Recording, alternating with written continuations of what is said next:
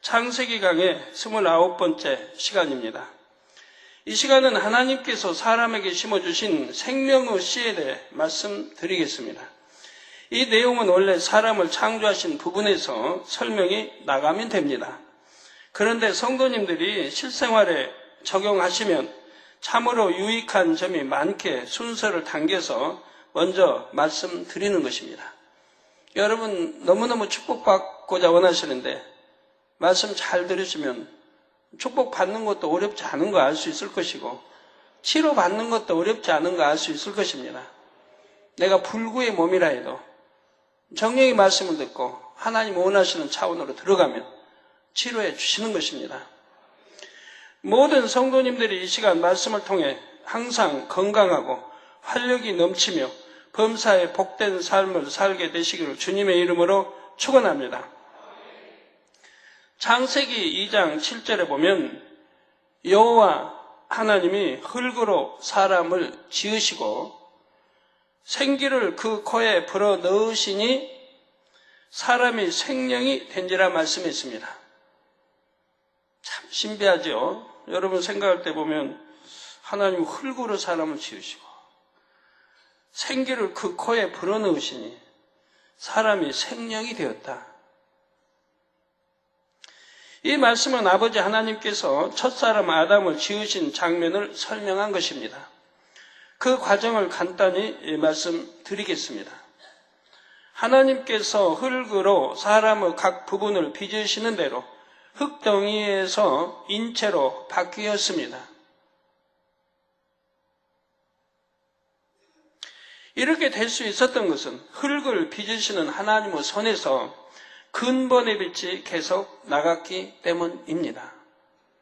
그래서 흙으로 머리를 빚으시면 머리 부분은 흙이 아니요 온전한 사람의 머리가 됐지요. 또 몸통을 빚으시면 빚으시는 대로 온전한 사람의 몸통이 되었습니다. 다른 신체 부위들도 마찬가지죠. 따라서 하나님께서 생기를 불어넣기 전에 아담은 이미 온전한 사람의 형체를 갖췄지요. 단 생명이 없을 뿐이었습니다. 이해하기 쉽게 비유를 들면 영혼이 빠져나가고 몸만 남은 상태였습니다. 여러분 사람이 죽으면 저 영혼이 빠져나가면 몸 시체라고 하죠. 몸은 그대로 있지 않습니까? 빠져나간 순간은 이제 시간이 더 지나면 이제 속이 부패하고 썩어서 이렇게 변질이 되지만 이러한 아담의 코에 하나님께서 생기를 불어 넣으시자 생명이 되었던 것입니다. 심장이 뛰기 시작하고 피가 돌았으며 몸의 모든 세포들이 살아서 작동했지요. 뇌도 활동을 시작하여 보고 들을 수 있으며 손과 발을 움직일 수도 있었습니다. 그렇다면 하나님께서 아담의 코에 불어 넣으신 생기란 과연 무엇일까요? 에스겔 37장에도 이 생기작용이 나옵니다. 이는 비록 환상으로 본 것이지만 영적인 원리는 동일하지요. 하나님께서는 마른 뼈들에게 힘줄을 두고 살을 입히고 가죽으로 덮으셨습니다. 그리고 생기가 그들에게 들어가게 하자 그들이 살아 일어났지요. 7년 환난 중에 순교당한 두 증인이 살아날 때도 생기가 들어가서 역사합니다. 계시록 11장 11절에 죽은 지 3일 반 후에 하나님께로부터 생기가 저희 속에 들어가매 저희가 발로 일어서니 구경하는 자들이 크게 두려워하더라 했지요. 이처럼 생기는 생명의 역사를 일으키는 근본임을 알 수가 있습니다. 그러면 과연 이 생기란 무엇일까요? 근본의 하나님은 소리를 머금은 빛의 형태로 근본의 우주에 널리 퍼져 계셨다 했습니다. 인간 경작을 위해 영계의 정점에 응집하셨고 삼위일체 하나님으로 분리하셨지요. 하나의 근본의 빛에서 두 개의 빛이 나와서 좀 이해를 돕도록 좀 화면을 좀 보시면 되겠습니다. 2개의 빛이 나와서 총 3개의 빛이 되었고 각각 형상을 입었습니다. 바로 삼위일체 하나님이 되신 것입니다. 삼위일체 하나님께서 형상을 입으셨다 해도 그 근본은 소리를 머금은 근본의 빛이지요. 그런데 근본의 빛에는 무한한 능력과 지혜가 담겨 있습니다. 이처럼 근본의 빛에 담긴 하나님의 능력이 바로 생기로 역사하는 것입니다. 성도 여러분, 지난 시간에 하나님께서는 한 사람의 모든 유전 정보를 세포 핵의 DNA에 담아 두셨다 했습니다. 아까 말씀 전에도 잠깐 지난 강의에 나왔었죠. 하나님께서 한 사람의 모든 유전 정보를 세포 핵의 DNA에 담아 두셨다 이 말입니다. 네, 화면 또 나옵니다. 그리고 세포 핵의 DNA를 자동화된 생산 라인에 비유했지요. 자동화 생산 라인에서는 전원 스위치만 올리면 자동으로 생산품이 만들어져 나옵니다. 하나님께서 아담을 흙으로 빚으신 상태는 인체라는 공장의 자동화 설비를 완성한 것과 같습니다. 그리고 생기를 불어 넣으셨다는 의미는 전원 스위치를 올린 것과 같지요. 기계에 생명을 주는 것이 전기라면 인체 생명을 주는 것은 생기입니다. 여러분 TV도 이제 전원을 꺼버리면 화면에 아무것도 안 나오잖아요. 소리도 아무것도 안 나와. 전원 스위치를 누르면 켜면 화면이 나오고 소리가 나오고 사람 움직이는 모든 것들이 나오죠.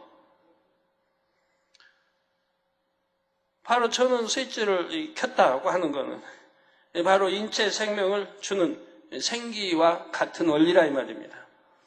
하나님께서 흙으로 빚으신 아담의 몸에서 가장 중심이 되는 세포 핵에 가장 중심이 되는 세포 핵에 하나님의 근본된 능력인 생기가 들어가자 아담은 살아 움직이기 시작을 했습니다. 여러분 지금 설명하려는 과정을 잘 이해를 해야 돼요. 그래서 다음 주, 그 다음 주 설명까지 완전히 여러분이 이해를 하셔야 됩니다. 그래야 자유자재로 여러분 능력이 되고 내 어떤 문제 해결을 받을 때 이렇게 하면 되겠다라는 답이 나오게 되지요. 신방을 가서도 그렇고요. 이렇게 생기가 들어간 아담을 하나님께서는 생명이라 하셨죠. 살아있는 영이라고 하셨습니다. 살아있는 영, 그런 반대도 있겠죠? 죽은 영도 있지 않겠습니까? 지금은 지금 살아있는 영입니다. 생명. 흙으로 지어진 유구 몸을 지녔지만 생기 곧 하나님의 근본된 능력이 담겨 있기에 죽지 않을 수 있는 영적인 존재였던 것입니다.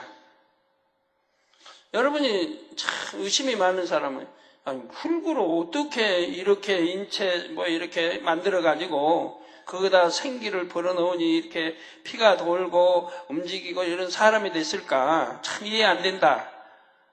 라고 생각하신 분이 있다면 전지전능하신 하나님이 하시는 일인데 그러면 사람은 어떻게 TV를 만들어내고 자동차를 움직이고 합니까? 사람도, 피조물인 사람도 여러분 차고 있는 시계도 더군다나 흙보다도 더 단단한 세부치, 구리, 다 이런 걸로 이렇게 굽든 녹이든 하든 해가지고 하나하나 부속품을 만들어서 조립했지 않습니까? 그래가지고 하나의 쇳덩이가 여러분 그 안에 이제 시계가 만들어지고 TV가 만들어지고 자동차가 만들어지고 이제 쇳덩이 외에도 여러 거 이제 부속 들어가가지고 이렇게 되지 않습니까? 그리고 이제 생기, 즉 전원을 넣으면 하여튼 이렇게 하면 움직이는 뭐 자동차도 되고 불도 들어오고 온갖 것 작동이 다 되지 않습니까?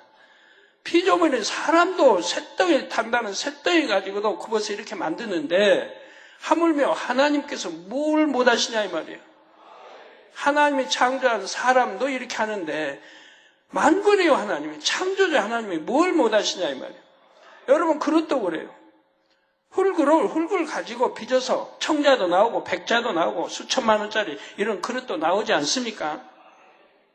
나중에 부잣집 보면 그냥 해보면 뭐 청자든 백자든 자기들을 다 하게 해놓은데 저는 참 아직도 이해를 못합니다만 저희 집 선물 뭐 미국에서 오고 이렇게 자기들 왔는데 저는 진열 안 해놔요.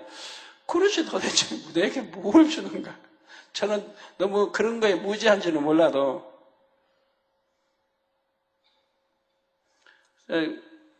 자 누구 선물로 주든가 하지 저는 그거에 대해서 못 느끼니까요. 그냥 하나의 그릇이지 그게 내게 아름다움을 주는 것도 아니고 천국의 어떤 소망을 주는 것도 죄송합니다. 이런 거 수집하고 좋아하시는 분들은 당연히 뭐 그분들은 그렇게 하지만 저는 그랬단 말이에요. 차라리 아름다운 풍경화, 그림, 천국을 연상할 수 있는 이런 게 저는 더 좋으니까. 죄송합니다. 이것도 인터넷 듣고 이런 거 좋아하는 분들이 또 안 좋아할지 모르는데 좋아하는 분은 그 좋아하고 다 자기 취미가 있고 다 다르니까. 그래서 그런 걸 연상해 보시면 와 하나님이신데 뭘 못하실까? 다 할 수 있는 것이라 이 말입니다. 하나님께서는 생명인 아담을 영에 속한 둘째 하늘의 에덴 동산으로 이끌어 들이셨습니다. 아담은 하나님의 말씀에 따라서 에덴 동산에서 생육하고 번성했습니다. 이게 이 땅, 제1하늘 이 땅에서 빚으셔가지고 흙으로 빚어서 생명이 되게 하셔서 생명이 영이 살 수 있는 제2하늘에 에덴 동산을 창설하여 그것으로 이끌어 들이셨다 이 말이에요. 어디로서 이끌어 들여요? 이 제1하늘 이곳에서 땅에서 이끌어 들이셨다 이 말입니다. 우리가 하늘로 올라갈 때 성경에 이끌어 올린다고 하죠. 구름 속으로 이끌어 올려 구름 속으로. 즉 많은 에덴 동안 생육하고 번성했습니다. 즉 많은 자녀를 낳았다는 사실입니다. 생육하고 번성하라 지배하고 다스리라 하나님 명하셨어요. 그러니까 생육하고 번성하게 되지요. 하나님께서 아담에게 불어넣으신 생기는 에덴 동산에서 낳은 아담의 후손들에게도 자동적으로 전달이 되었습니다. 이 생기가 에덴 동산에서 낳은 아담의 후손들에게 자동적으로 전달이 된다 이 말이에요. 아담이 또 하와가 자식들 낳으면 전달이 되고 또 나면 전달이 되고 계속 전달이 되고 하나님이 그때그때마다 생명을 불어넣고 이렇게 하는 게 아니고 자동 전달이 되게 하셨다 이 말이에요. 뭐 자동차를 만들 때도 생산 라인 다 해서 만들어 놓고 스위치 올리면 자동으로 다 만들어 나와요. 그지 그냥 또 자동차 만들어 놓고 자동차인데 만들면 또 만들고 그런 게 아니지 않습니까? 우리 사람도 하나님이 생명시 남자에게 정자 여자에게 난자 주신 것이 결합돼 생명이 나오고 거기에 또 이어서 정자 난자 결합해서 생명이 나오고 이어져 쭉 내려오는 거 아닙니까? 그와 같은 원리라 이 말입니다. 그래서 에덴 동산에 있는 아담의 후손들도 모두 생명의 존재이지요. 이 에덴 동산은 모두 생명의 존재라 이 말이에요. 살아있는 영의 존재라 이 말입니다. 에덴 동산에 있는 아담의 후손들은 이처럼 생명의 존재이기에 잉태되고 성장하는 모든 과정에서 생기의 영향을 받습니다. 신체 각 부분이 발달하고 성장할 때도 몸의 각 부위를 생성하는 세포, 핵이 생기로 인해 가장 좋은 결과물만 만든 것입니다. 세포 분열이 잘못되거나 유전자에 이상이 생기는 일도 없지요. 그래서 에덴 동산에서는 기형아나 선천적으로 연약한 아기는 태어나지 않고 소위 우량아만 태어납니다. 또한 태어난 아이들이 성장할 때도 생기의 영향을 받기 때문에 모두들 키도 잘 자라고 건강하지요. 그래서 에덴 동산의 사람들은 모두 키도 크고 얼굴도 예쁘고 멋있게 잘 생겼습니다. 남자는 건장한 체구를 가지고 있는데 키는 모두 최소 175cm 이상이 됩니다. 여자의 키는 남자보다 조금 작습니다. 피부는 남자, 여자 모두 뽀얀 우윳빛을 띠며 머리카락은 황금빛의 금발을 하고 있지요. 남자의 머리카락 길이는 목선 끝부분에 닿을 정도까지 자라며 여자는 그 2배까지 자랍니다. 머리카락도 이 정도까지 자라면 더 이상 자라지 않고 그 상태를 유지하지요. 남자들은 수염이 나지 않습니다. 피부나 머리카락에서는 윤기가 나며 머리 끝부터 발끝까지 하나 흠 잡을 데 없이 완벽한 모습을 하고 있습니다. 피부에서도 윤기가 나고 머리카락에서도 윤기가 나고 머리 끝부터 발끝까지 하나 흠 잡을 데 없이 완벽한 모습을 하고 있다 이 말입니다. 이 땅에서는 이제 남자는 수염이 나는데 거기도 수염 나면 참 곤란할 것 같아요. 늘 면도로 깎을 수도 없고 좀 자라가지고 또 있을 필요도 없잖아요. 그러니까 아예 나질 않는다. 이런 불필요한 건 나질 않는다 이 말이에요. 깨끗한 얼굴이죠. 그래서 언뜻 보면 모두가 비슷하다는 느낌이 들 정도입니다. 물론 개인차는 조금씩 있지만 모든 사람이 최상의 형질을 갖지요.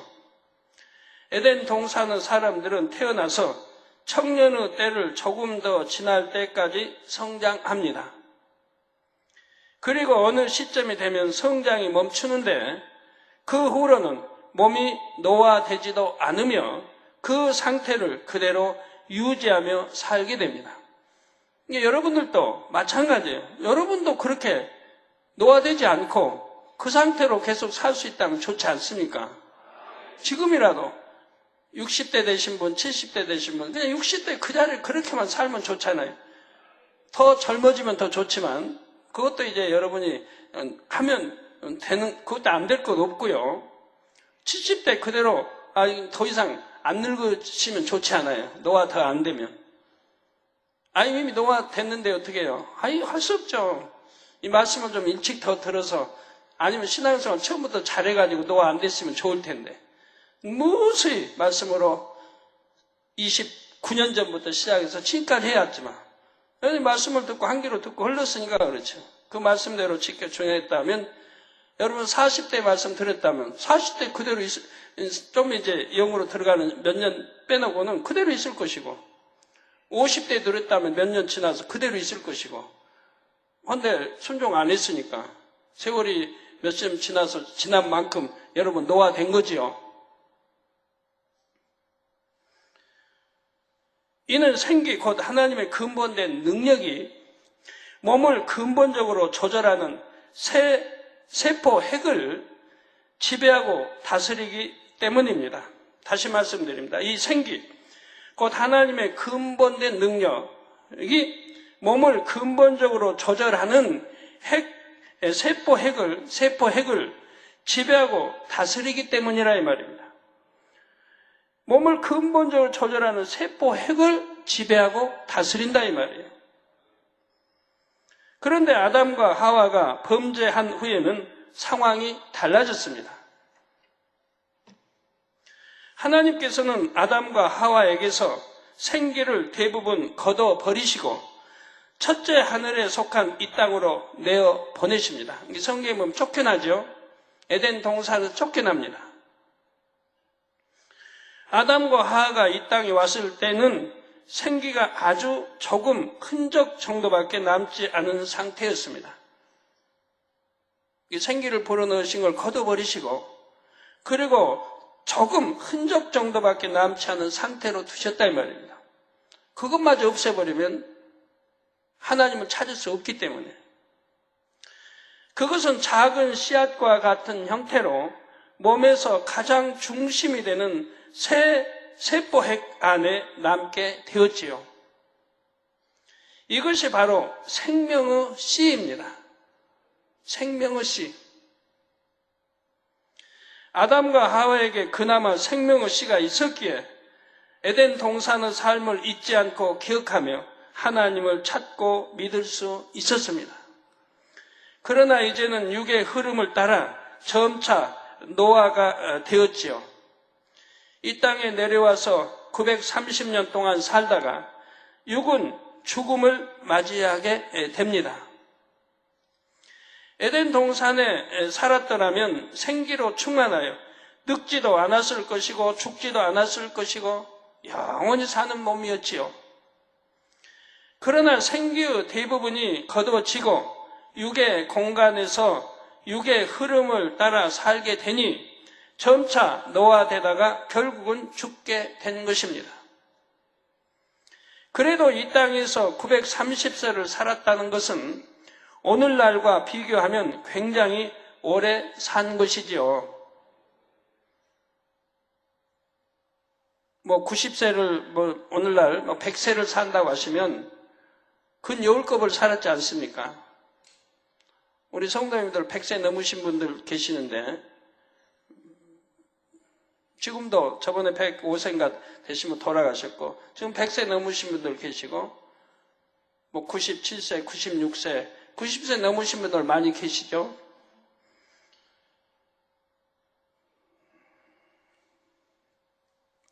노아 홍수 전까지는 대체로 인간의 수명이 매우 길었습니다.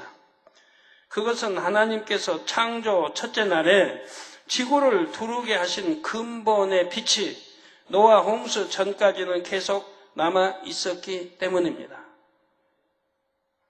또한 인간 경작의 초기에는 악이 관영하지 않았고 사람들의 마음도 비교적 선했지요.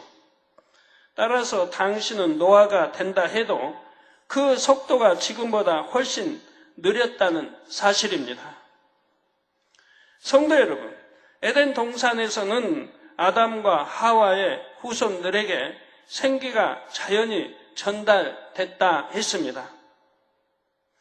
그런데 이 땅에서 아담과 하와가 나온 후손들은 부모에게서 생명의 씨를 전달받지를 못합니다. 이에 하나님께서는 아이가 잉태되면 6개월째 되었을 때 영을 주십니다. 그래서 영을 주신다 이 말이에요. 에덴 동산은 영을 주시고 그런 게 없어요. 쭉 그냥 이렇게 이어져 나오니까. 근데 이 땅에서는 이제 그렇게 되질 못하기 때문에 하나님이 6개월, 잉태돼서 6개월째가 되면 이 영을 주시는 것이라 이 말입니다.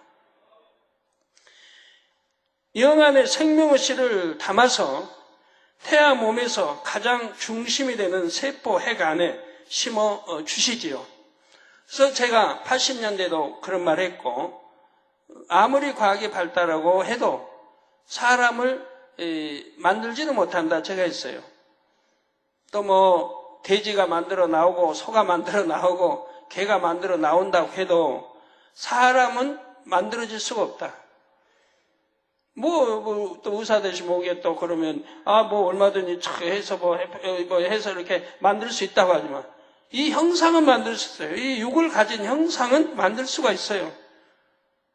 그러지만 영이 없기 때문에 사람이라고 할 수 없다 이 말입니다. 영이 없기 때문에 짐승과 다름없게 생활은 한다 이 말이에요. 그러나 사람이라고 할 수 없어요. 그래서 그건 만들어도 하나님을 찾을 수 없고 하나님을 알지 못해요. 찾을 수가 없는 거예요. 짐승과 다름이 없으니까. 육으로 이 모습은 만들 수 있어요. 그러나 하나님이 6개월째 영을 주셔야 돼. 영을 주지 않았기 때문에 짐승과 다름없다 이 말이에요. 이해가 되세요? 그래서 하나님이 원하시는 이런 사람, 영이 있는 사람을 만들 수는 없다 이 말입니다. 그래서 영 안에 생명의 씨를 담아서 태아 몸에서 가장 중심이 되는 세포 핵 안에 심어 주십니다. 영안이 열려보면 이 생명의 씨 안에서 푸른 빛이 나는 것을 알 수가 있습니다.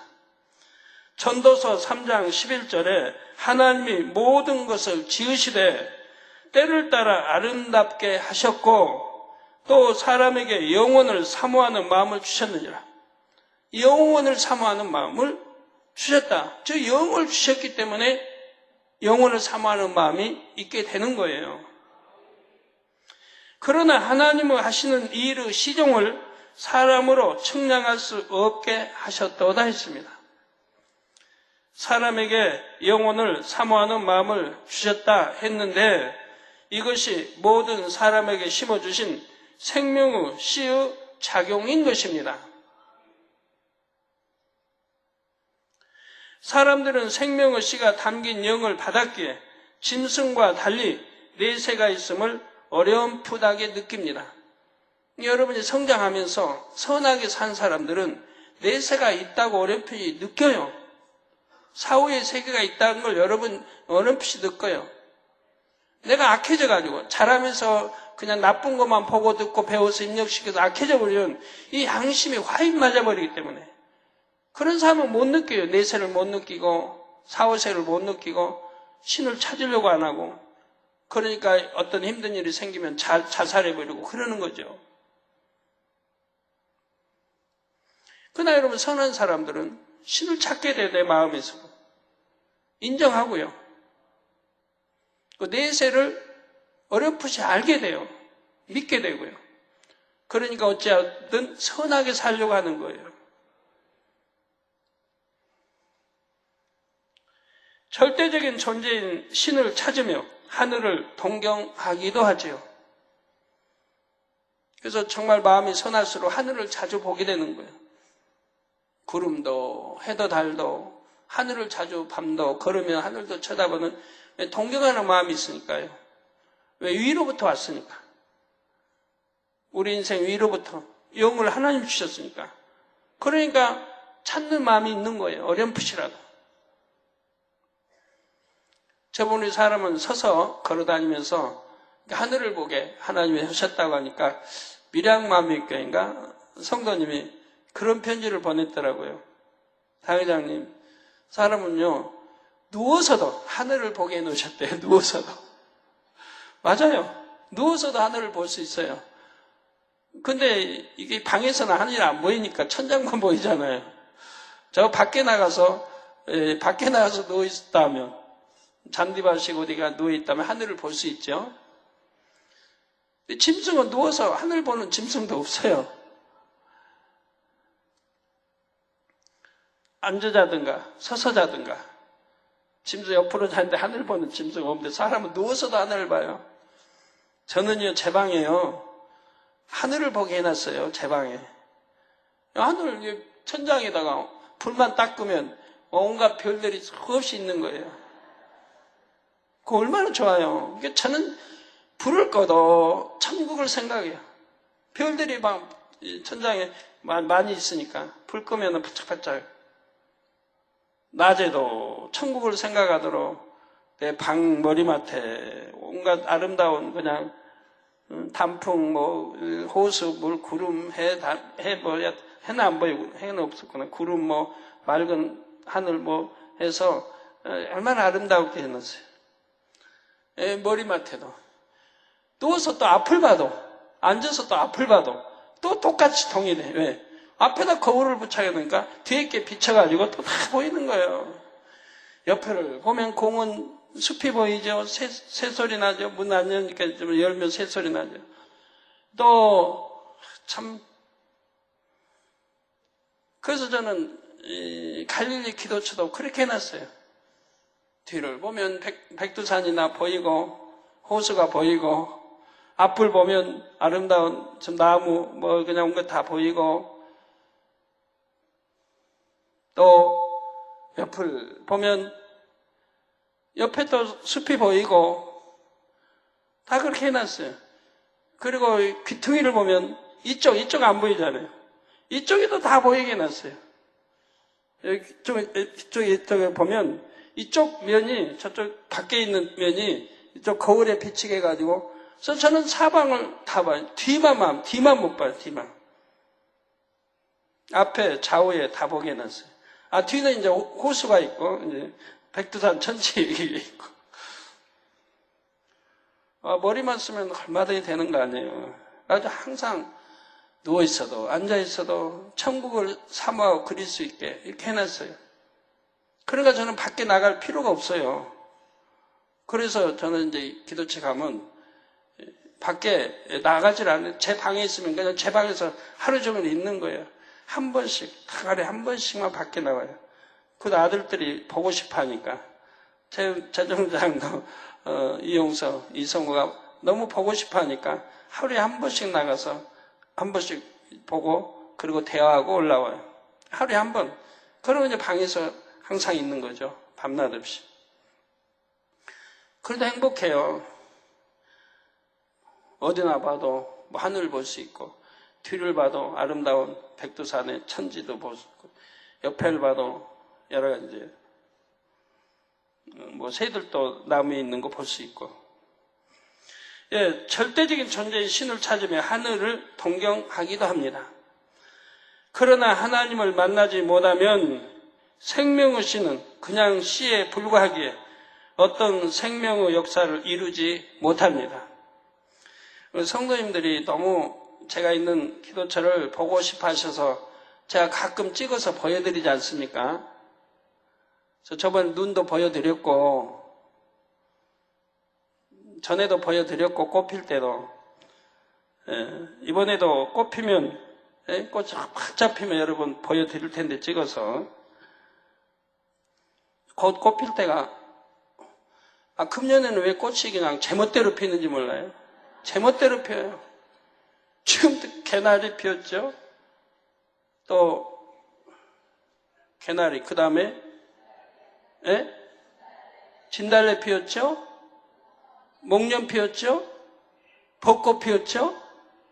막 뒤죽박죽해요. 목련 피고 벚꽃 피어야 되는데 오면서 최장로도 보면서 이야 벚꽃이 활짝 펴 있는 거예요. 큰 나무에 벚꽃이 활짝. 우리 김장에 그 집dom치나무 앞에 벚꽃이 활짝 펴요. 목련 아직 피지도 않았는데 목련이 이렇게 머물고 있는데 아직 안 피고 근데 벚꽃은 활짝 펴 있는 거예요. 금년 어딘 벚꽃도 피고 어디는 아직 안 피고 제멋대로더라고요. 오다 보니까 안 피고 대부분 머물리는데 어떤 것은 활짝 펴 있고 목련은 아직 안 펴 있고 막 순서가 뒤죽박죽이에요. 금년은 그 한꺼번에 네 가지 다섯 가지 꽃들이 그냥 한꺼번에 다 피어버렸어요. 예.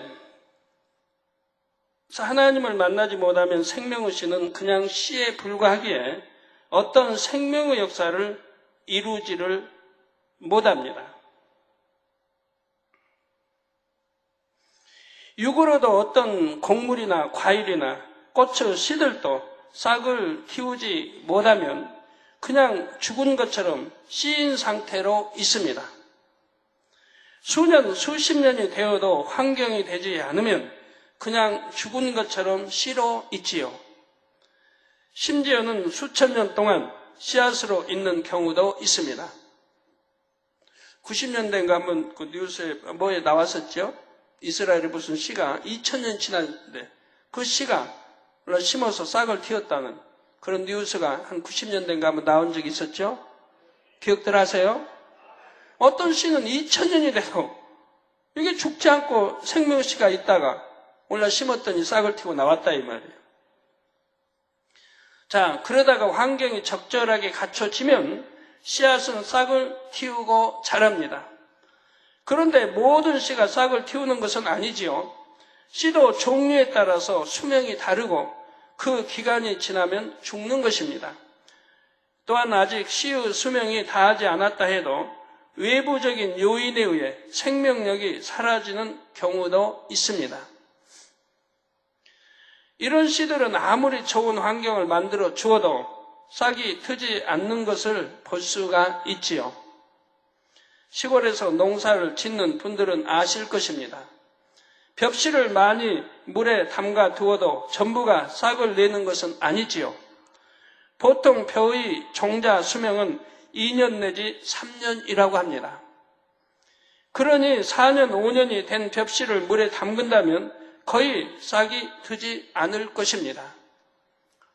벽씨가 싹을 틔우기 위해서는 적당한 수분과 온도, 산소가 있어야 합니다. 이처럼 하나님께서 사람에게 심어주신 생명의 씨가 싹을 틔우기 위해서도 적절한 영적인 환경이 필요합니다. 모든 사람이 생명의 씨를 가지고 태어나지만 싹을 틔우지 못하고 죽음을 맞는 사람도 있고 어느 땐가 싹을 틔우는 사람도 있지요.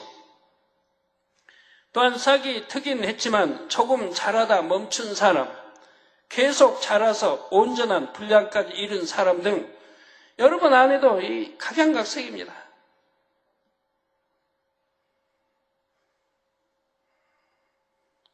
싹을 틔우지 못하고 죽음을 맞는 사람들, 여러분 부모님들이나 또 가족 중에 있지 않습니까? 예수를 찾지도 않고 영접치도 않고 성령 받지 않고 돌아가시는 분들이, 그런 분들이 싹을 틔우지를 못했다 이거예요.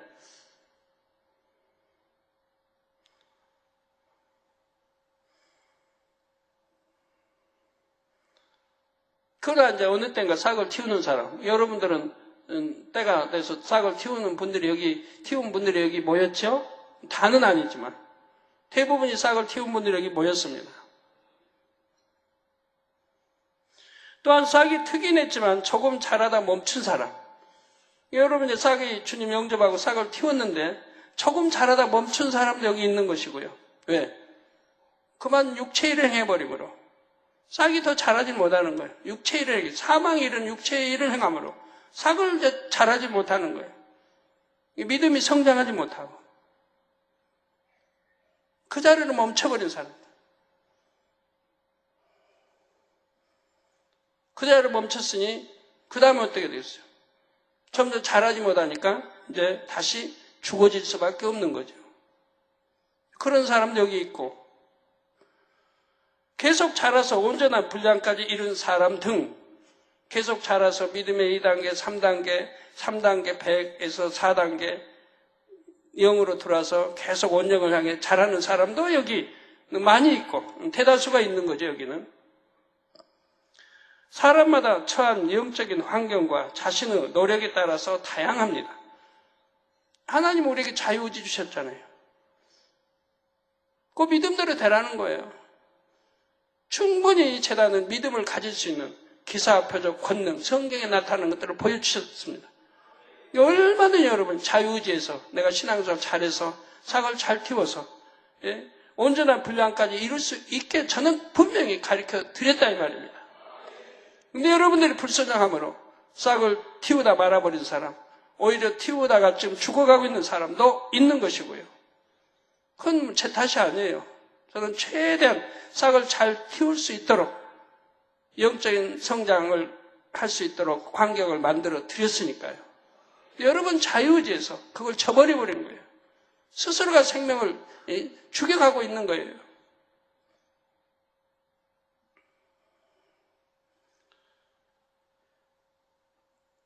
그러면 생명의 씨가 싹을 틔우기에 좋은 환경이란 무엇일까요? 생명의 씨는 하나님의 능력이 담긴 근본의 빛을 조금 떼어서 심어주신 것이라 했습니다. 그러므로 생명의 씨의 근본 속성은 영이요, 선이요, 진리요, 빛이지요. 영이요, 선이요, 진리요, 빛입니다. 따라서 사람의 마음이 선할수록 생명의 씨가 싹을 틔우기에 좋은 환경이 됩니다.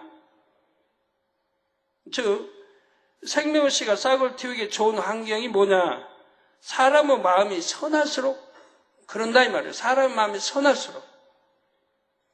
생명의 씨가 싹이 튼다는 것은 결국 성령으로 거듭나는 것입니다. 예수를 구세주로 영접할 때 하나님이 성령을 선물로 주셔서 지금 거듭나는 거예요. 바로 생명의 씨가 싹을 틔우는 것이라 이 말입니다. 죽은 듯이 있던 생명의 씨에 불을 붙여주는 거예요. 성령이 오셔서. 그러니까 성령으로 거듭난다. 성경은 새로운 피조물로 거듭난 다음에 새로운 피조물, 구습은 그래서 벗어버리고 이제 새로운 피조물이 됐으니까 이제는 구습대로 사는 게 아니고 새 사람이 되어서 이제 하나님의 말씀대로 살아가야 되는 거예요. 오늘날 그렇게 살아가는 대부분의 교회들이 되어야 할 텐데 그리 못하기 때문에 안타까운 거 아닙니까? 하나님 믿는다, 주님을 구세 영접에다 해놓고 그리고도 이렇게 생명의 티를 틔울 줄 모르고 어떻게 하는지도 모르고 세상과 짝하며 살아가니 안타까운 노릇이죠.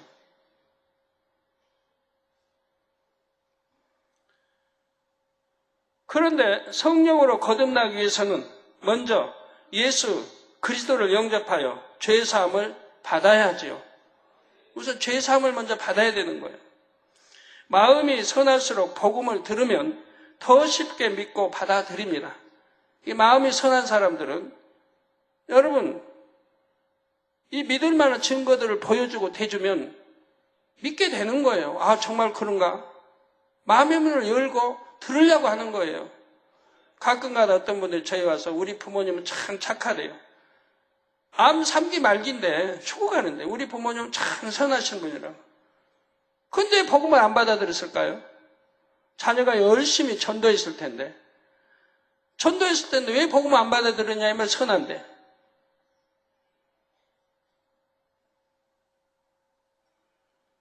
그건 자녀들에게 부모는 당연히 잘하는 것이고 사랑해서 자녀들에게 잘했다고 해서 선한 건 아니지 않습니까? 정말 선하면 자녀들이 전도하면 아 그러냐? 그런 거냐? 들으려고 하고 권능의 비디오 좀 보려고 할 것이고 책을 보려고 할 거 아니에요. 그게 선한 분이죠.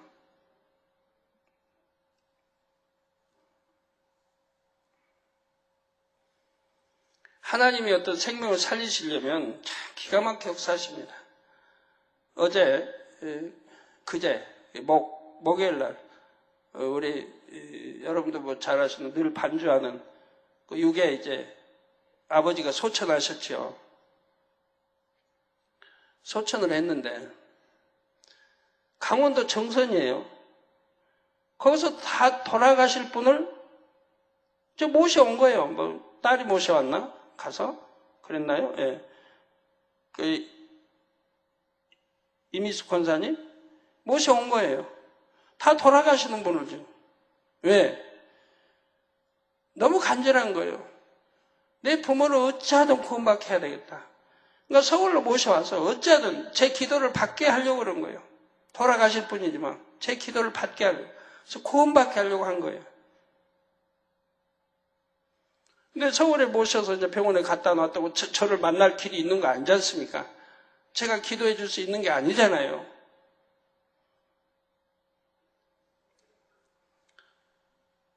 전에도 전도하고 집에다 GCN도 달고 GCN으로 뭐 예배도 드리고 했다고 그래요. 얘한테 모셔놨어요. 근데 저를 만날 길이 있나요? 기도를 받으러 왔는데.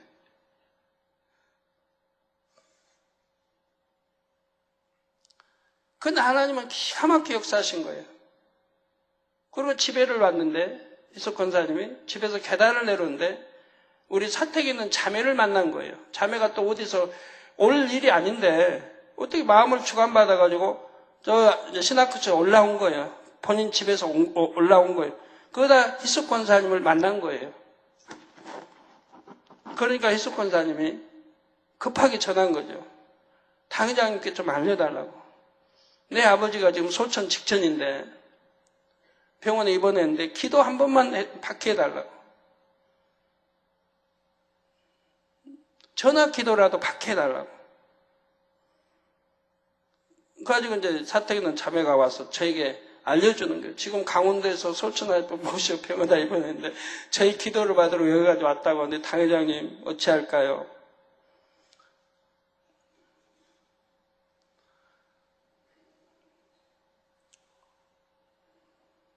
그래가지고 그래서 그래 간절한 마음으로 왔는데 기도해드려야지 하고 얼른 양말 안 신어 양말 신고 몸 다 넣고 이제 자매 전화로 이렇게 이제 전화 연결해 달라고 해가지고 이제 전화를 하는데 뭐 계속 울지요. 전화가.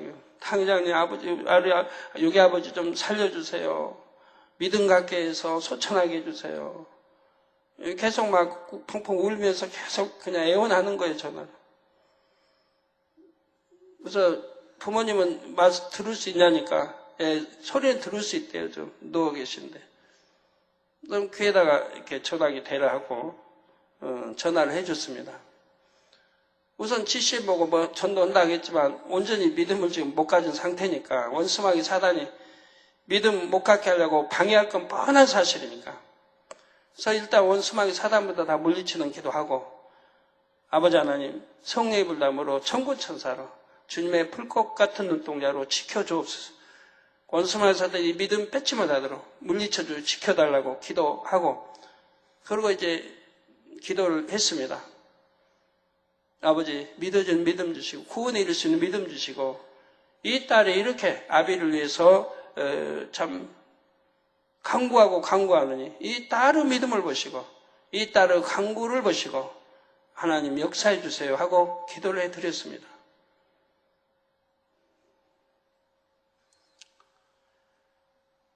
왜 딸이 부모에서 얼마나 애를 썼겠어요. 구원에 이르게 하려고. 그래서 지시엔도 달아다 정선 강원대도 해두고 늘 뭐 전화로 믿게 하고 그막 애를 썼단 말이에요. 구원시키려고 부모를. 그 등록도 시키고 엄마도 그 가족도 등록 다 시키고 인터넷 통해 등록시키고 그래서 하나님이 그 딸의 그 믿음 정성을 보고 애씀을 보고 하나님이 구원시켜 주시겠다는 믿음이 제게 오더라고요. 그래서 이렇게 기도를 해줬어요. 그리고 나서 그날 9시에 소천을 했단 말을 저는 어제 금요일 날 들었습니다. 그런데 우리 조혁희 목사님은 이제 밝게 영안일을 보잖아요. 그 두 천사가 와서 그 영혼 데려가기 위해서 오고 그 병원 주위에 천사들이 많이 와 있더라는 거예요. 구원받았습니다. 계속 그 사택 자매한테 문자가 오는 거예요. 당회장님 감사합니다. 또 껐다가 또 얼마 있다 또 감사.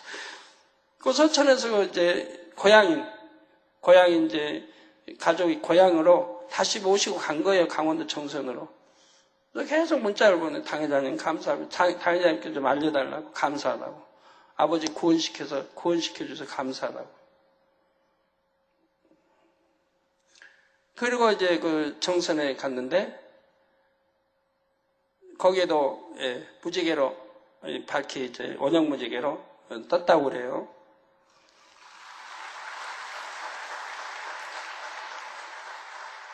기도원장도 다녀오시고 또 오늘 새벽 끝나고 5시 차가 출발한다고 하던데 그 딸 또 물론 사이도 우리 정고나 장로님이니까 사이도 충성하고 딸도 그렇게 하나님께 충성하고 하나님 사랑하고 주님 사랑하니 자기 아비를 구원시키는 걸 볼 수가 있습니다. 그 믿음과 정성이 열심히 전도했고 연세가 많으신데 이제 소천하신 거죠. 마음이 선하면 받아들입니다. 그래서 제가 전화로 이렇게 기도하면서도 아멘 하고 받으시고요.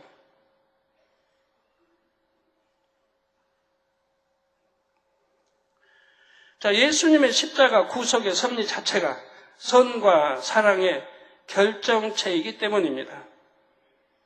근본 하나님의 본체인 예수님께서 죄인들을 구원하시기 위해 육신을 입고 이 땅에 오셨습니다. 아무런 죄가 없으심에도 저주받은 자처럼 나무에 달렸고 보혈을 아낌없이 흘려주셨지요. 진정 마음에 선이 조금이라도 있는 사람이라면 이처럼 자신을 온전히 희생하신 예수님의 선과 사랑에 감동을 받게 됩니다. 여러분 선하다 하면 하나님이 누구시고 우리에게 정자와 난자 씨를 주신 생명을 주신 분이고 영을 주신 분이고 독생자 아들까지 십자가에 이렇게 화목제를 드리게 해서 우리 죄를 대속해 구원해 주십니다. 설명하는데 에이 뭐 그런 게 어딨냐고 한다든가 하겠어요? 그리고 이 권능, 비대, 하나님이 역사하신 이런 것도 들려주고 또 창조자 하나님을 믿을 수 있는 뭐 눈이 두 개고 이렇게 전도하면서 해주는데 마음이 선하면 마음을 열고 아멘으로 받게 되는 것입니다.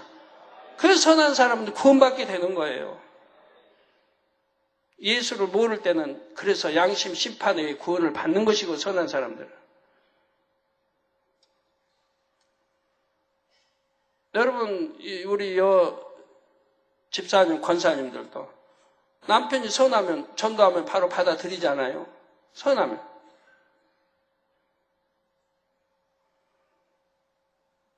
여기 남자분들은 참 그래도 선한가 봐요. 이렇게 다 받아들여서 복음화 되고 이렇게 남자분들 참 많이 있는데 이 재단은. 또 우리 장로님들 선하시니까 우리 집사님도 그러니까 받아들여서 이렇게 참 등록하고 일꾼들 데려 가시죠. 예. 그래서 예수님의 선과 사랑에 감동을 받게 되고요. 우리를 위해서 화목제물을 태워주셨다는데 선한 사람은 어찌 감동을 못 받아요? 왜 눈물이 안 나오겠어요? 나를 위해서 죽어주셨다는데 그 처참한 십자가 철을 받고 돌아가셨다는데 어째 눈물이 안 나오겠어요? 왜 감동이 안 된단 말이에요?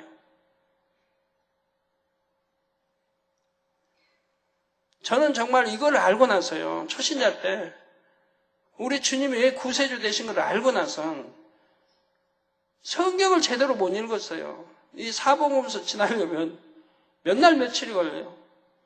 그저 읽으면 막 오열이 나니까 눈물이 막 해서 이게 성경에 눈물 떨어지니까 또 안 되고 그쳤다가 읽어보려고 하면 또 오열이 나고 그렇게 몇 년을 보냈어요. 저는 사복음서만 읽으려면 곤욕을 치러요. 그걸 얼른 넘어가요. 그 다음에 이제 눈물이 안 나오는데. 저의 죄를 대속해 주시기에 십자가 처형을 받으시고 이렇게 했다는데 하나님의 아들이 어찌 감동함이 안 오고 어찌 눈물이 안 나온단 말이에요. 어찌 그 은혜를 모른단 말이에요.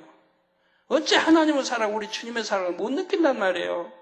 여러분 못 느끼는 분들 한번 마음에 기도하시면서 철회하시면서도 마음에 손을 얹고 한번 생각을 해봐요. 나는 어떤 사람인고 그렇게 하나님이 우리를 사랑해 주시고 그렇게 우리 주님이 우리를 사랑해 주셨는데 왜 그 사랑을 못 느끼는가? 내가 부채가 뭐 1억이 있다.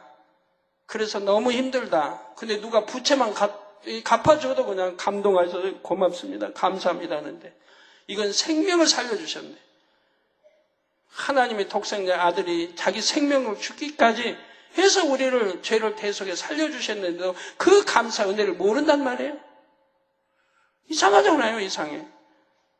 내가 힘들게 부채 1억 때문에 힘들게 사는데 누가 그 부채만 갚아줘도 그냥 감격해서 어찌할 줄 모르는데 생명까지 살려줬는데도 감동함을 못 느껴요. 우리 젊은이들, 우리 학생들 못 느껴요.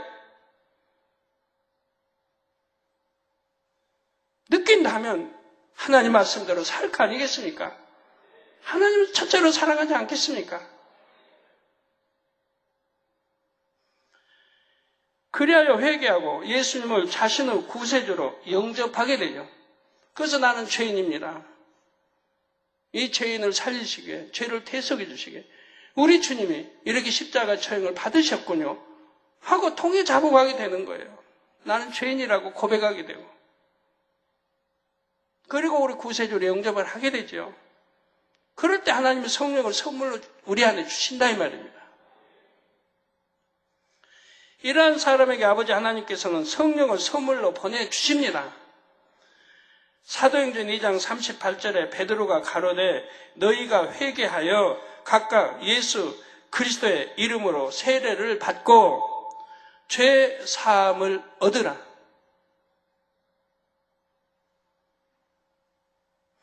회개하여 각각 예수 그리스도의 이름으로 세례를 받고 죄 사함을 얻으라.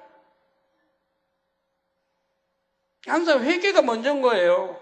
회개하고 예수가 우리 구세주를 알았기 때문에 회개를 하는 거예요. 난 죄인입니다 하고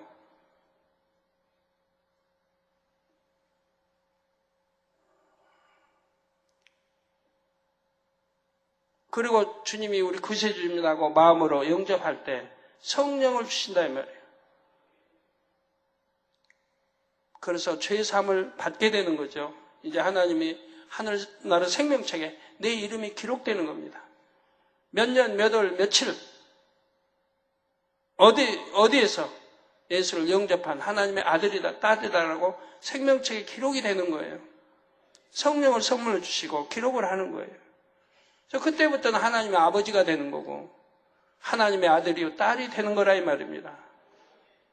그러면 그때부터 하나님의 아들답게 딸답게 또 살아가야 되는 것이라 이 말이에요. 정말 회개하고 주님을 영접했다고 하면 구세주를 영접했다면 이제는 하나님의 아들답게 딸답게 살아가야 하는 것이라 이 말이에요.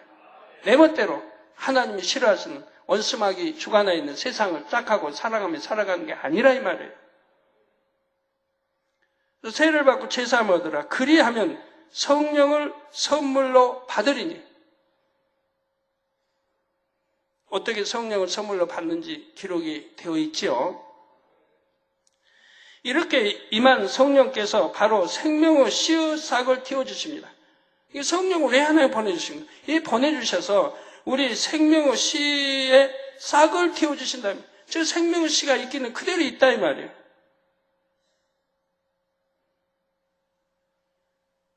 이 생명의 씨를 성령이 오셔서 틔워주신다 이 말이에요.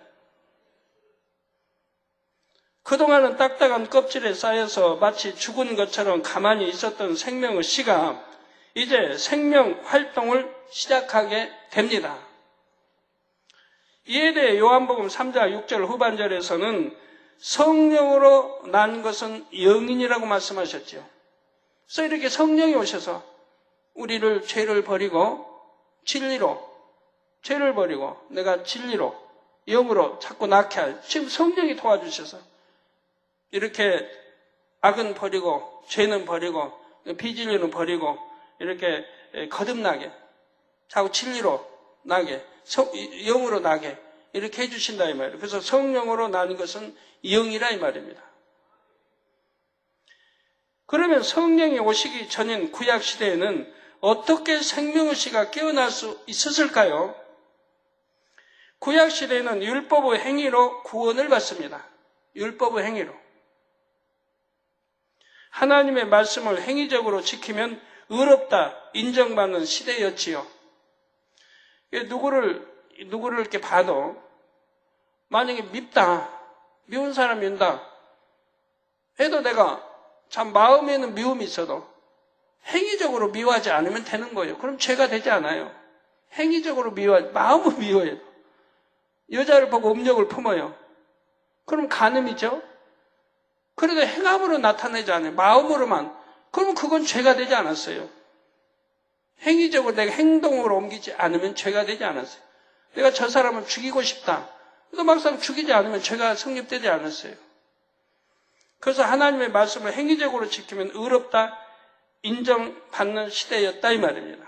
왜? 성령 시대가 아니니까.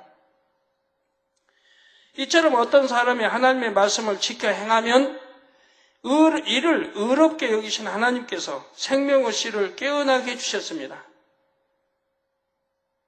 그래서 에녹, 엘리야, 모세, 아브라함 등은 구약시대의 사람이지만 온 영에까지 이룰 수가 있었지요. 온 영으로까지 이룰 수가 있었다면 성령 시대가 아니었어도. 그래서 여러분 성경에 보면 에녹이든 엘리야든 모세는 이제 이렇게 출애굽할 때 이후로 또 아브라함 등 어떤 악이 없지 않습니까? 어떤 악의 모습이 조금도 없죠. 항상 선 자체, 사랑 자체였죠. 신약시대에는 예수님의 보혈로 죄사함을 받고 의인이 될 수 있었기에 성령께서 마음속에 들어오실 수가 있었습니다. 바로 우리 예수님 피 흘려주셨기 때문에 이 보혈로 우리가 죄사함을 받고 의인이 될 수 있었기에 성령께서 내 마음속에 들어오실 수가 있었다 이 말입니다. 육체의 사람은 창세기 1장에 육체의 사람은 영원히 하나님이 함께하지 않는다고 말씀했어요. 육체의 사람은. 이제 육체의 사람이 아니고 예수를 구세를 영접해서 죄사함 받은 하나님의 아들, 딸이 되었기 때문에 성령을 주셔서 내 생명의 씨를 터뜨려 지금 생명이 살아나게 하신 것이라 이 말입니다. 이게 이제 육체의 사람이 아니기 때문에 성령이 우리와 함께 하시는 거예요. 이렇게 함께 하시도록 예수가 십자가에 못 박혀 우리 하나님과 우리 사이 죄를 대속하기 위한 화목제물이 되어 주신 것이고요. 마음속에 들어오신 성령께서 생명의 씨를 깨워 주셨지요. 반대로 구약시대에는 율법의 행함으로 의롭다 인정받은 사람의 생명의 씨를 하나님께서 외부에서 일깨워 주셨던 것입니다. 복음을 듣지 못해서 양심 심판을 통해 구원받은 사람들도 있지요. 이런 사람들은 그 양심이 매우 선합니다. 선한 양심이 영의 마음은 아니지만 이들의 선한 양심이 하나님께서 주신 영이 활동할 수 있는 좋은 바탕이 되지요. 신약이든 구약이든 어느 시대를 물어나고 결국 생명의 씨가 담긴 영이 활동하기 위해서는 마음 바탕에 선과 진리가 많아야 하는 것입니다.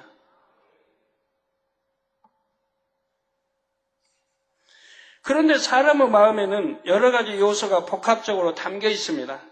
선도 있고 악도 있으며 부모로부터 전해진 본질적인 분야 등 사람마다 마음의 구성 성분이 다르죠.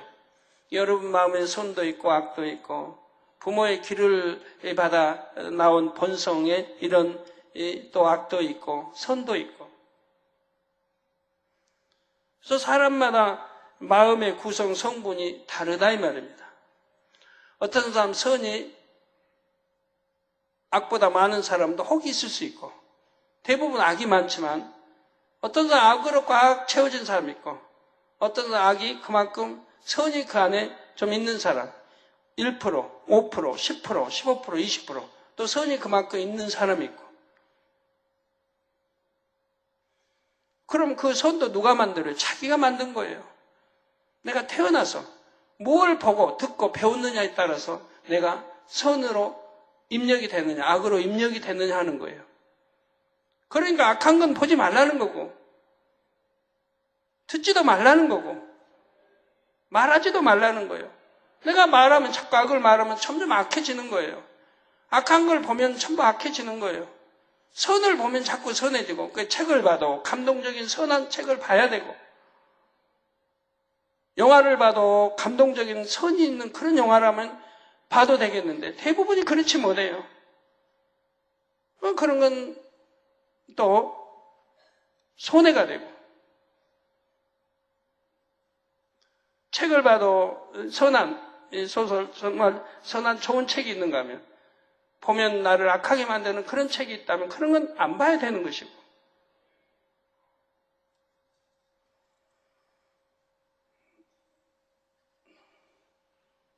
근데 여러분들 어린아이들이 조그마한 어린아이들이 초등학교 1학년 또 1학년도 안 돼 어린아이들이 인터넷 알고 컴퓨터 알고 일단 탁착해서 들어가 볼 줄 알고 하면 부모님은 그걸 자랑거리로 여기는데 그 아이가 성장해서 어찌 효도를 하겠습니까? 그런 거 잘 알고 배우다 보니까 나중에 켜면 나쁜 거 나오고 그런 거 엄마 부모 없으면 들켜서 그런 것만 보고 있는데 그래서 나쁜 것만 입력이 자꾸 되는데 점점 성장하면서 뭐가 되겠습니까? 그 자녀들이 어려서부터 자녀들이 성장하면서 뭐가 돼요? 제가 어제 어떤 초등학생인데 저에게 그 초등학생 어머님이 기도해 달래요. 그 사춘기를 타지 않도록 기도해 달래요. 제가 그랬어요. 아니 초등학생인데 무슨 사춘기를 탑니까? 16, 7, 8도 아닌데 그때 사춘기를 탄대요. 왜요? 이 컴퓨터를 하고 인터넷을 하니까 그런 걸 일찍 느낀다는 거예요.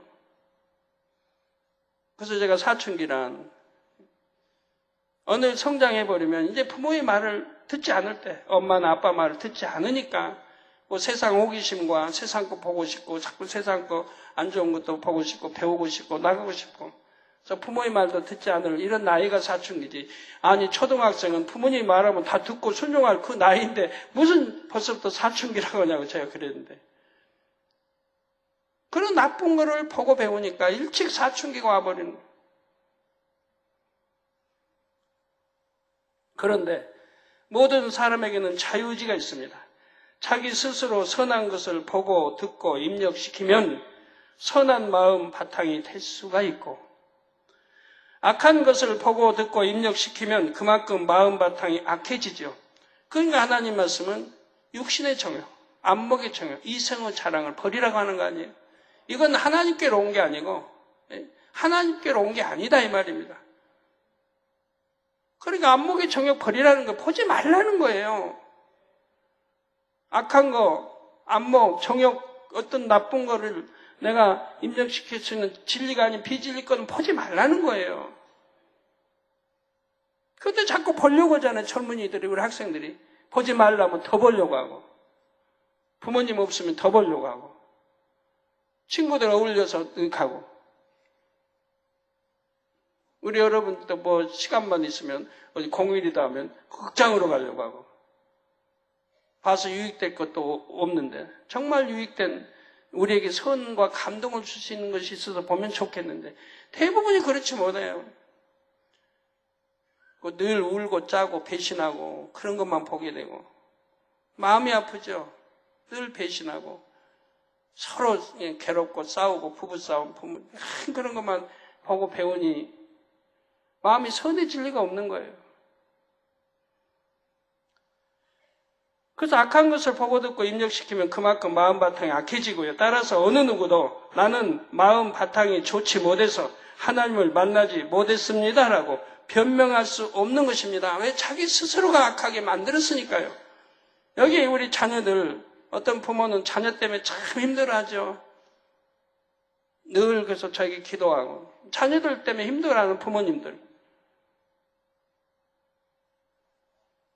또 자녀들도 부모 원망합니다. 본인들이 그렇게 자기를 악하게 만들어갔지 언제 부모님이 너 악해지라고, 나쁜 것만 보고 악해지라고 언제 가르쳤습니까? 자기들이 그래 놓고는 나중에는 성장하면 부모 탓한다 이 말이에요. 자기들이 악해서 맨 오락이나 나쁜 거에 취해놓고 공부 싫고 공부하기 싫고 공부도 잘못하고 그래 놓고 나중에 환경 탓하고 부모 탓하고.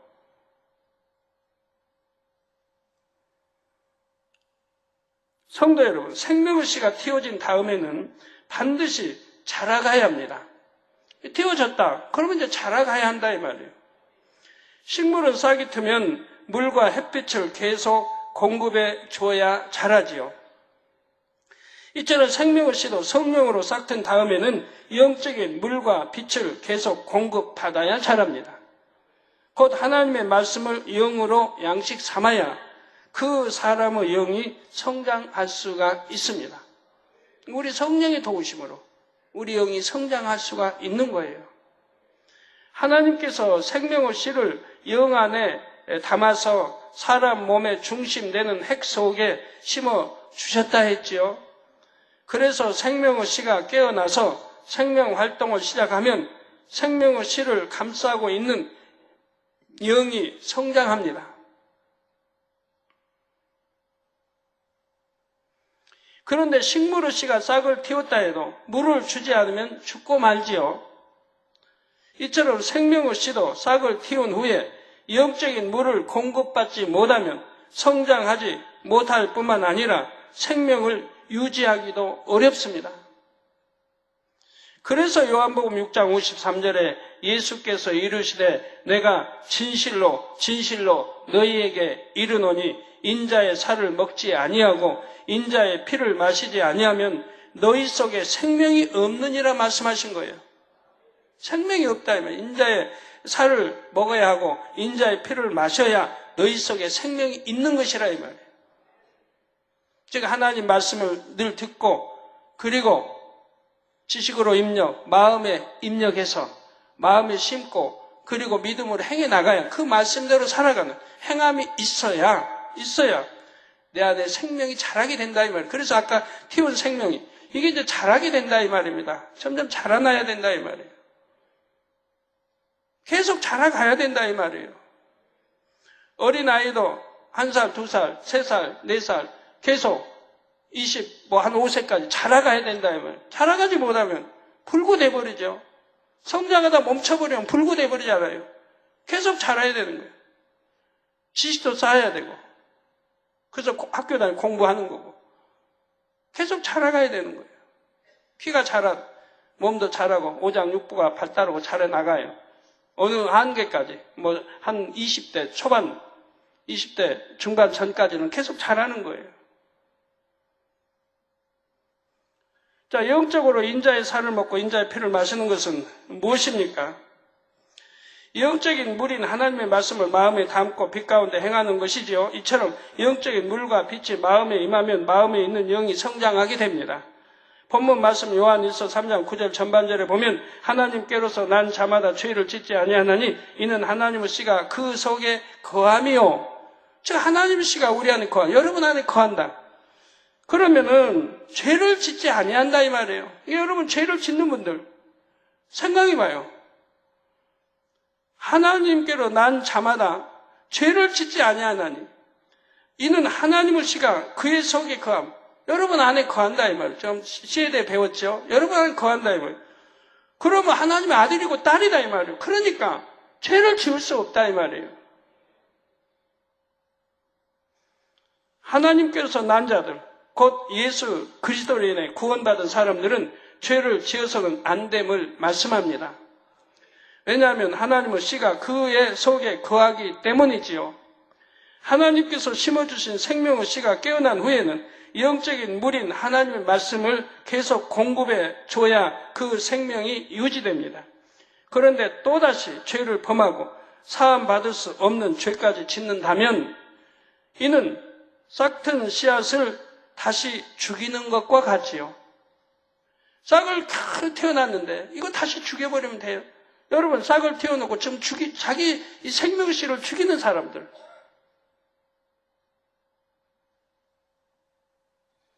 그런 사람들이 여기 있다 이 말이에요. 우리 젊은이들 가운데, 학생들 가운데.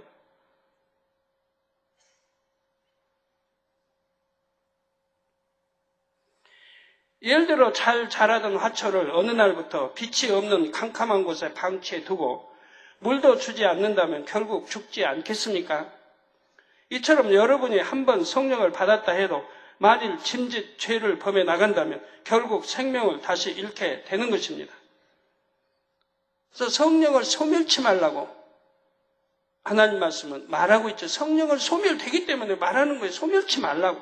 성령 받았는데 이제 생명씨를 살려야 되는데 오히려 죽이고 있다. 이런 죄를 지음으로 죽이고 있다. 앞으로 자세히 이제 다음 주부터 그 다음 주 설명이 나가겠습니다만 왜 내가 병이 들어서 회개한다고 다 했는데 기도받아도 안 낫는지 다 앞으로 설명이 나갈 거예요. 왜 분명히 회개한다고 회개편지도 보내고 내게 기도도 받는데 안 낫고 여전히 아픈지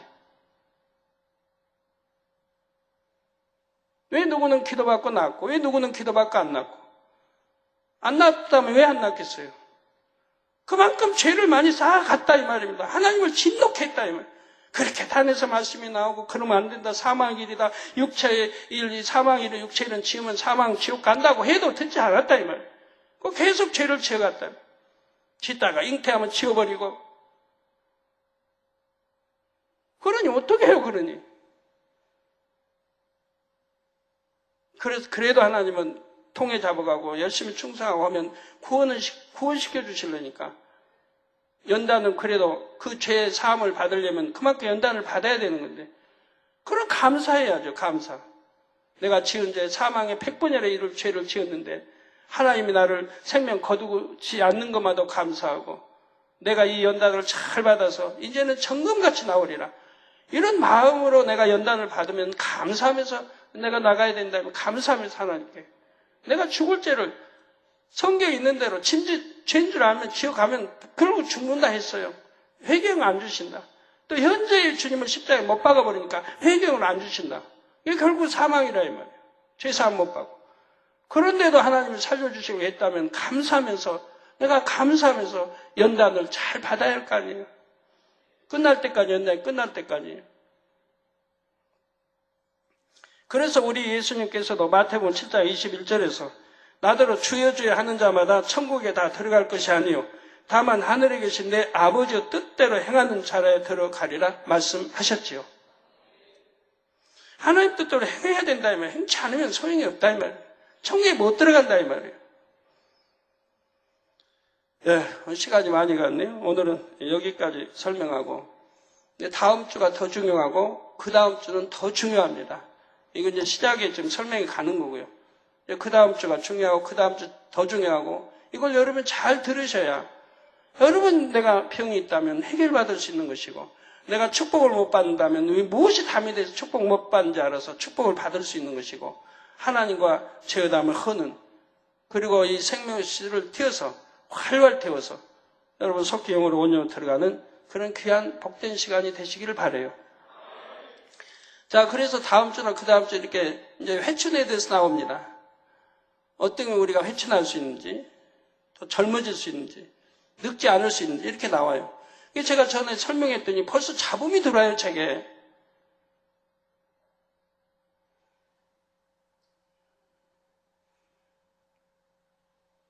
당장께 뭐 알려달라고 했다는 것 같은데,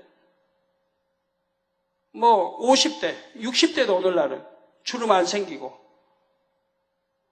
뭐 건강한 사람이 있다고. 이게 당장 40대를 비유들지 마시고 50대, 60대를 비유해달라고. 저는 그런 분들에게 묻고 싶어요. 그런 분이 있다면 제 앞에 좀 모셔오세요. 제가 상을 크게 줄 테니까. 왜? 감사해서. 그런 분이 있구나. 오늘날은 뭐 보톡스라고 하죠. 뭐 보톡스 성형술. 보톡스는 미국 제약회사 엘러간의 상표명으로 원래는 사시나 안면, 경련과 같은 근 이상 수축 등의 완화를 위해 개발되었으나 최근 미용적인 면에서 안면, 주름살 제거로 사용되고 있다고 합니다. 또 줄기세포 성형이 있습니다. 몸에서 흡입한 지방에서 지방 줄기세포를 추출해 이식함으로 주름을 개선하고 나이가 들면서 함몰된 이마, 볼, 입가 등의 피부 탄력을 회복시키는 시술입니다. 이건 돈이 엄청 들어가요. 제가 지난주도 이번 주도 언론들을 두루 만났는데 언론사의 편집국장님들을 두루 만났는데 이번 주도 그러고 이분들이 저만 만나면 만나자마자 제 얼굴 나이부터 말하는 거예요. 지난주 화요일 날 이제 목사님들 많이 만났고 수요일 날은 또 언론 국장님들 만났는데 그때 정구영 목사님도 있었어요. 한결같이 저만 만나면 놀라는 거예요. 아니 당회장님 아니죠. 목사님 어떻게 해서 그렇게 17년 전에 배웠을 때나 10몇 년 전에 배웠을 때나 옛날에 배웠을 때나 그대로입니까? 아니 오히려 그때보다 더 젊어지셨다는 거예요. 한결같이 똑같이 말하는 거예요. 그러더니 이번 주에도 화요일 날 또 만난 분들 거기도 언론인데 똑같이 말하는 거예요. 아니 어떻게 그렇게 안 변하고 그대로 계십니까? 더 젊어지셨습니까? 또 수요일 날 만난 분들도 또 똑같은 말. 저 만나면 웃어 악수하면서 놀라는 거예요. 저 보텍스 안 맞았어요. 근데 그분들이 말하는데 이거 줄기세포 이거는 최하가 1,000만 원이래 한 대 받는데 뭐 2천만 원, 3천만 원, 1억짜리도 있다는 거예요. 1억짜리도. 우리나라 유명한 어떤 분 이게 몸이 떨고 하니까 그거 3천만 원짜리 맞았다고 그러죠. 그걸 계속 이거 보텍스 맞으면 한 번에 해결되는 게 아니고요. 자주 또 맞아야 되고 해서 그런 거 맞든가 성형술 했던가 해가지고 주름 제거 그걸 말해서는 안 되지 않습니까? 그런 게 아닌데도 뭐 이렇게 마사지하고 막 피부 관리하면 뭐 주름이 안 생기나요? 제가 오늘 그 계통에 있는 분들 사택에서도 교회에서도 여러분에게 내가 물어봤어요. 그런 거 마사지 열심히 하고 이렇게 가꾸고 하면은 주름 안 생기냐고. 근데 다 주름 생긴대요. 주름은 안 생기게 할 수는 없대요. 가꾸지 않는 것보다는 낫지만 주름 생기는 거 할 수 없다 이 말입니다. 성형수술하든가 보텍스 맞아서 잠시는 유지되면 또 맞고 계속 이러기 전에는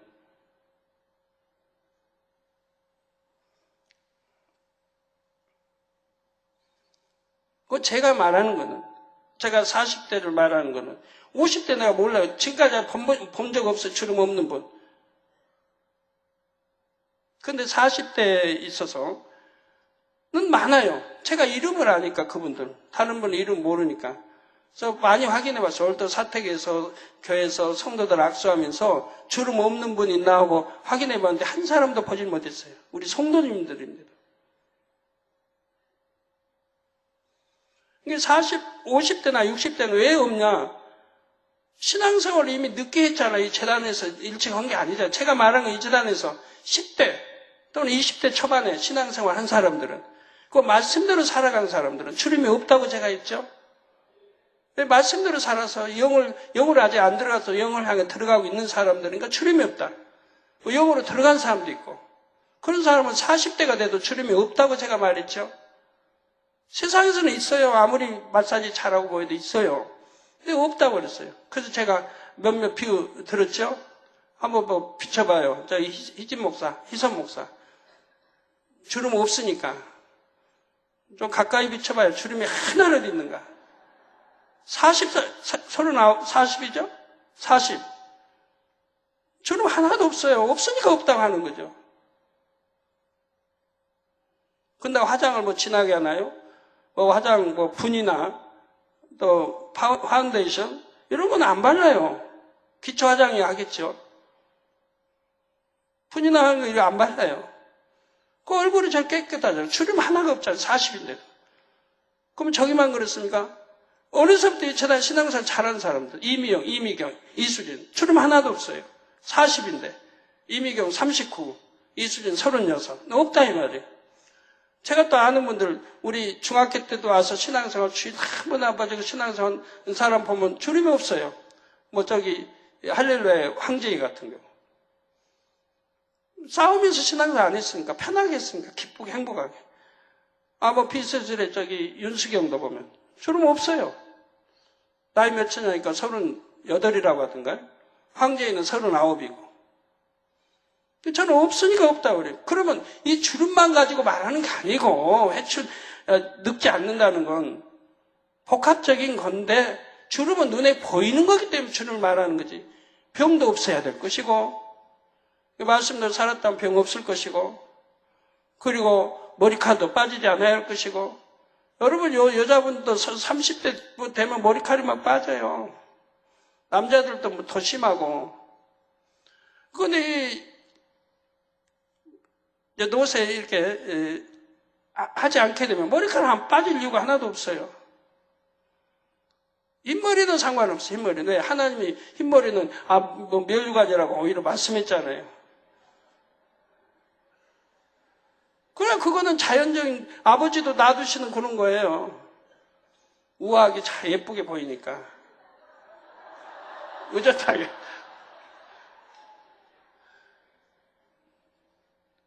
그래서 그건 괜찮아요. 그러나 이제 이 노화 현상이 없으면 머리카락이 빠진다는 게 이런 건 없는 거예요. 주름 안 생기고. 그리고 피부 깨끗하고. 저는 이런 걸 말하는 거지. 뭐 보텍스 바르고 뭐 해가지고 주사 맞고 성형 해가지고 주름 없는 그런 게 아니고, 아무리 늘 마사지를 받아도 나이가 들면 주름 할 수 없어요. 막을 수는 없어요. 노화 막을 수는 없어요. 안 하는 사람보다는 더 좋지. 아무래도 관리를 잘 하니까. 그렇지만 온전한 피부, 화장 지워봐요. 어떤가? 화장 안 하고도 깨끗해야죠. 피부도 곱고. 그런데 저희 교회에 그런 의의를 달아요. 벌써부터. 하나님이 주신 말씀을 저는 설명하고 참인 말씀인데, 제발 그러지 마라. 그래, 앞으로 설교 안 할지 몰라. 이거 끝내버렸지. 그리 시비하려면. 시비한 건 아닌데요. 당회장님을 사랑해서, 당회장님 50대, 60대도 오늘날은 마사지하고 피부 관리 잘하고 그러면 주름 없는 사람이 있다고 말을 하니까, 그런 사람이 있으면 제 앞에 데려와보라 이 말이에요. 저는 본 적이 없으니까. 그 여러 사람 물어봤지만 주름을 막을 수는 없다고 하니까, 아무리 마사지하고 관리를 해도 어느 정도 막을 수는 있고 하지만 그러나 성령한다. 무슨 뭐 맞는다. 이래가지고 하는 거는 그건 인위적인 방법으로 한 거지 저절된 건 아니잖아. 그건 계속 또 그런 주사를 맞아야 되고. 성령도 그러죠. 코도 여기 주사 맡아서 세운 사람은 또 몇 달 있다가 또 맞아야 된다, 이 말이에요. 아니면 또 가라앉아 버리니까 또 맞아야 되고. 계속 그러듯이. 안 가라앉게 하려면 수술해가지고 거기다 뼈를 뭐 넣어야 된다나요? 그러면 뼈같이 탱해주니까 그건 안 가라앉지만. 간단하게 수술 주사 한 방울 하면 뼈가 뭐 콧날이 어떡 하지만 또 몇 달 있다가 또 맞아야 된다면 주사.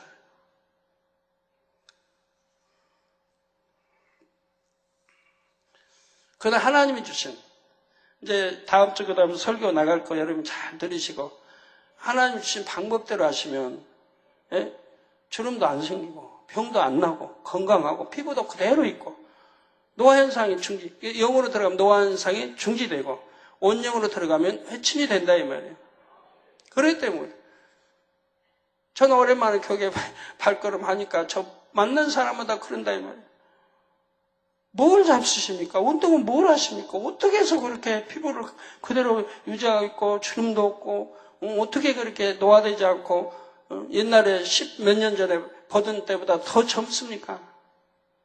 이 제 말이 아니에요. 저와 같이 한 분들 다 들을 거 아니고 보는 사람마다 그러니까. 그건 하나님이 주신 은혜죠. 근데 앞으로 어떻게 하면 노화 안 되는지 여러분 알려드릴 거라 이 말이에요. 여러분도 그렇게 되면 화장 진하게 안 해도 화장 지워도 그 얼굴이고 화장을 약간 하면 기초 화장을 약간 하면 아무래도 더 예쁘게 보일 것이고 화장 안 해도 예쁘게 보이고 주름 안 생기고 병 안 들고 피부 깨끗하고 얼마나 좋아요. 이런 복합적인 걸 말하는 거예요. 주름 하나만 말하는 게 아니고. 제가 말한 분들 한번 봐요. 이진이수 목사가 이제 모델이네. 옆에서 여러분 상담을 하도 옆에서 한번 지켜봐요. 정말 주름이 있는가 없는가. 피부도 그렇고요. 깨끗하고 주름 하나가 없어요. 하나가. 왜 그렇습니까? 이 재단에 와서부터 말씀대로 살았으니까. 기도로 살았으니까. 세상 것 착하지 않았으니까. 하나님 말씀대로요. 있는 말씀 그대로. 기도하고 말씀대로 살고 충성하고. 그러니까 그렇게 된다 이 말이에요. 여러분 다 그렇게 될 수 있다 이 말이에요. 저는 7년간이나 아파 있다가 30대 중반에 우리 하나님 영접하고 40 넘어서 신학하고 얼마나 어려운 가정, 가난하고 어려운 가정을 살았습니까?